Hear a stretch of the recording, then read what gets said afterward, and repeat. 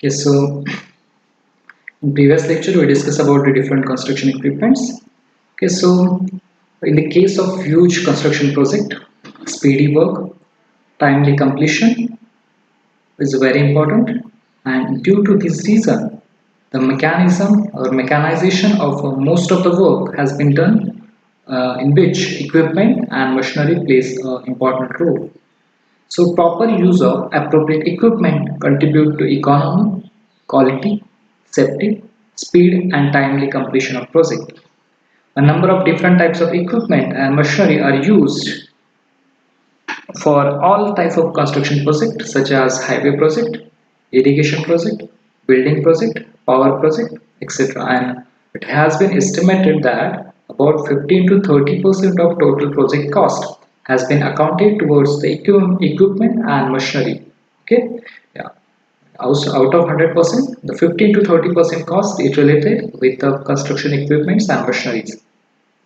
Hence, it is important that whatever or who is involved in the construction management are familiar with the different types of equipments and machinery used in construction industries.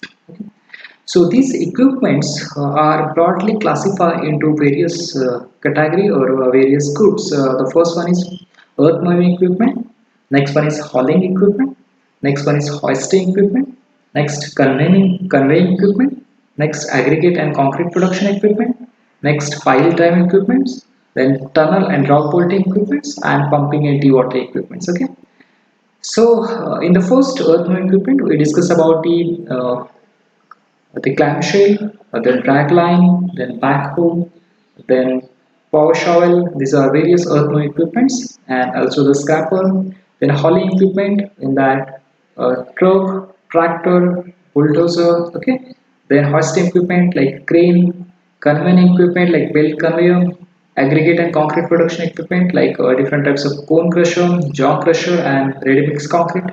Pile drive equipment mean pile driving hammer, single acting hammer, double acting hammer, then diesel hammer, then tunneling and rock drilling equipment in that TBM tunnel boring machine and other drilling and blasting equipment, and pumping and dewatering equipment which include the reciprocating pump and centrifugal pump for the pumping of water. Okay, so these are the various equipments uh, which are used for the construction purpose. Okay, so the first one is earth moving equipment. So in earth moving equipment, we are going to discuss the earth moving equipment. So the equipment under this group can broadly divide into two groups. The first one is excavating equipment and second is excavating and earth moving equipment. Okay, so that means the equipment are only used for excavating purpose, which are called as excavating equipment, and some of the equipment which done both, that is excavation as well as hauling. So excavating and earth moving equipment are the equipment which perform both the function. Okay. So the basic operation which involved in the construction of any project, which are the excavation, then taking of large quantities of earth, moving them to a distance, then placing of that material, then placement, then compaction, then leveling, then dosing, then grading, and then hauling. So these are the various operations which involve in the construction of any project. Okay. So first one is excavation of earthen material by using different excavating equipment, that is digging of large quantities of earth, then moving of that earth material from a distance to a long distance. Okay, that is whatever the disposal side. Next, the placement of that material over that place, then compaction by using different compacting equipment, then labeling of that other material, and then dosing, then grading and hauling. So these all operations which involve in the construction project, and the equipment which perform these all operations are called as earth moving equipment. Okay. So equipment which perform this all operation, that is what excavating, digging, then moving, then placing, then compacting, then leveling, then grading and dosing and hauling. This all operation can be performed. That is called as earth moving equipment. Okay, so that is excavating and earth moving equipment which perform this all the function. Okay, so in the Case of huge construction project, the proper use of appropriate equipment contribute to the economy, quality, safety, speed and timely completion of the project. Equipment are used for the highway project, irrigation building and powerhouses. Out of total cost, 15 to 30% of total cost has been accounted towards equipment and machinery. So these are the different classification of construction equipment: earth moving equipment, hauling equipment, hoisting equipment, conveying equipment, aggregate and concrete production equipment, pile drive equipment, tunneling and rock drilling equipment, and pumping and dewatering equipment. So these are the operation involved in construction of any project: excavation and digging of large quantities of earth, moving them to a distance which are sometimes fairly long, then placement, then compacting, and leveling, then dosing, then grading and hauling. Okay, so these are the various excavating and earth moving equipment. That is a power shovel, backhoe, drag line, clamshell, scraper, and bulldozer. Okay, so these are the various equipment which are used to perform the excavation and earth moving other material. Okay, so first one is a power shovel. So as the power shovel, it is one of the most and long lasting and useful class of earth moving equipment. It is one of the basic equipment employed to excavate the earth and load the earth into the trucks. So power shovels are the capable of excavating all type of earthen material except in a hard rock. So it may be the crawler mounted or wheel mounted. Okay, so when it is fitted with a wheel, that is called as wheel mounted, and when it is fitted with a chain like a crawler, it is called as crawler mounted. Okay, so the power shovel may be the crawler mounted track system, or it may be the wheel mounted. Okay, so this crawler mounted having the low speed but very effective in unstable soil. On the other hand, wheel mounted shovels having the highest speed but they are effective on only for firm ground. Okay.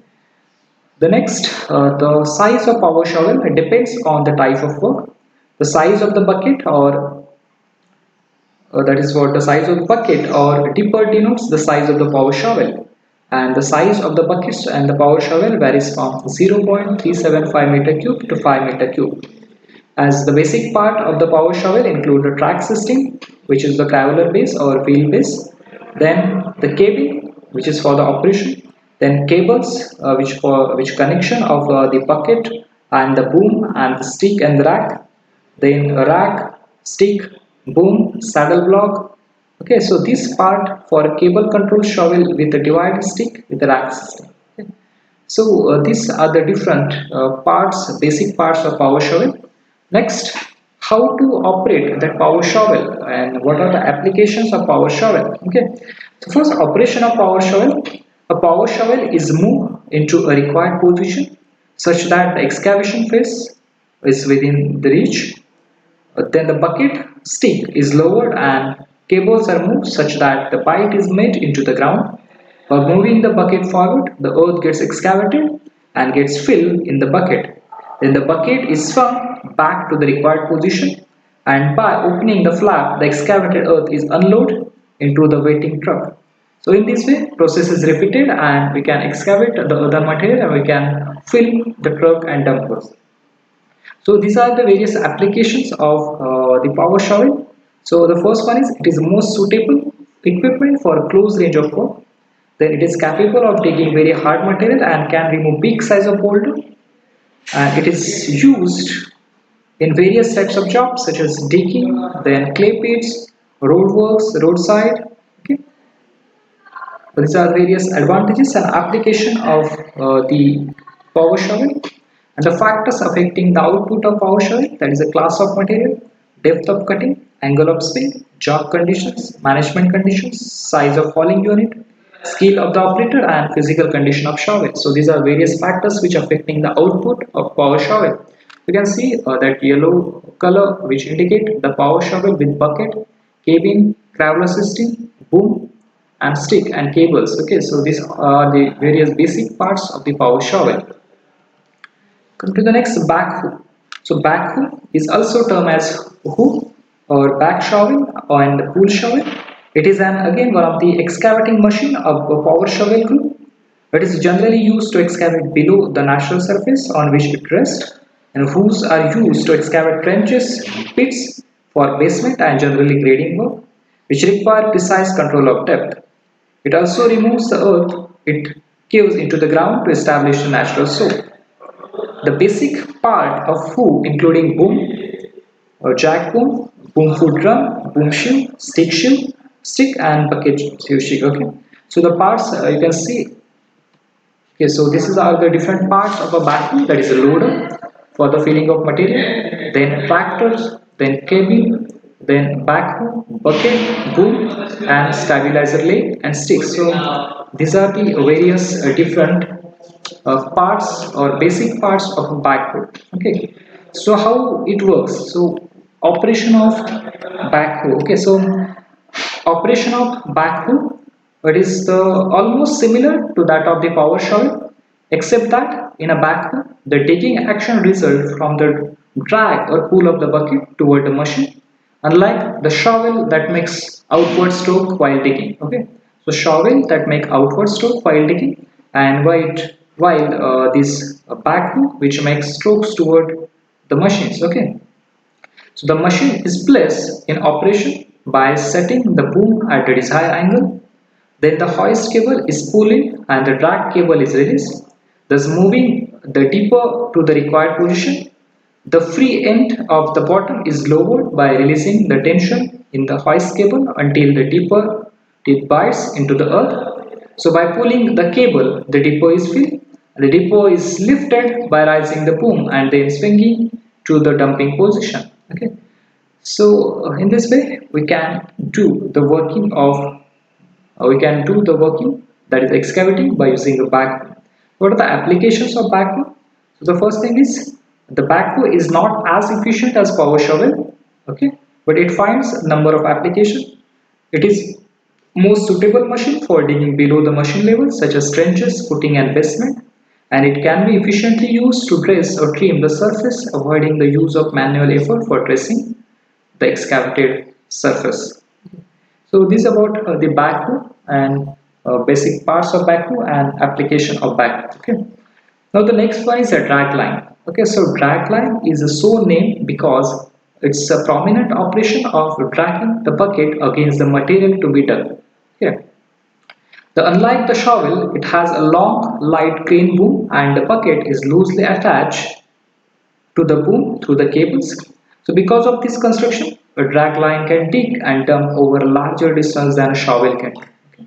So when we want to haul the earthen material at a longer time, at a longer distance, so drag line is one of the equipment which is used to dump over a larger distance than a shovel can do. Okay, so drag line are useful for digging below its track level and handling softer material. The capacity of a drag line is indicated by the size of the bucket in cubic meters, as same as the power shovel. So drag line can be the crawler mounted or wheel mounted or truck mounted type. Okay, so either it may be the wheel mounted or truck mounted or maybe it crawler mounted track system. So the basic part of this drag line include the boom, hoist cable, hoist chain, drag chain and bucket. Okay. So about this drag line, okay, you can see the image of drag line. Okay, so this is what the image which showing the picture of drag line, that is the receiving frame, then operator cabin, then drag ropes, then rigging, then buckets, hoist rope, suspension rope, boom point and point. Okay, so these are the basic part of the drag line. Now the next one is how to do the operation by using drag line or operations of a drag line. Okay, so the operation of drag line is done by the bucket is lower in fully dumb position, releasing both the hoist and drag cable till it rests on the ground with the teeth digging into the earth. The hoist cable is slack slightly and then the drag pull is applied. This action fill in the earth and bucket takes a horizontal position. It is then hoist when required dumping height is attained. The boom is swung to the position of dumping and the drag brake is released. This will dump the load of the bucket and the boom is then swung back to the digging position and the same cycle operation are repeated. Okay, so this is what the working of the drag line. And what is the application of drag line? So application of dragline is most suitable for dragging softer material and below its track level. Next, it is very useful for excavating trenches when the sides are permitted to establish their angle of repose without shear. It has long ridges and it is mostly used in excavation for canal depositing on embankment without hauling units. So these are the applications, the different applications of the drag line. Okay. So various factors that affecting the output of the drag line. What are that? The first one is the size and type of bucket. What are the factors that affecting the output of dragline? First, size and type of bucket. Next, length of crane boom. Next, type of material. Next, angle of swing. Next, depth of cut. Next, working condition and maintenance of the machine. Size of hauling unit and method, and skill of operator. Okay. So these are the various factors that affecting the output which obtained from the dragline equipment, okay, which is used for the longer disposal.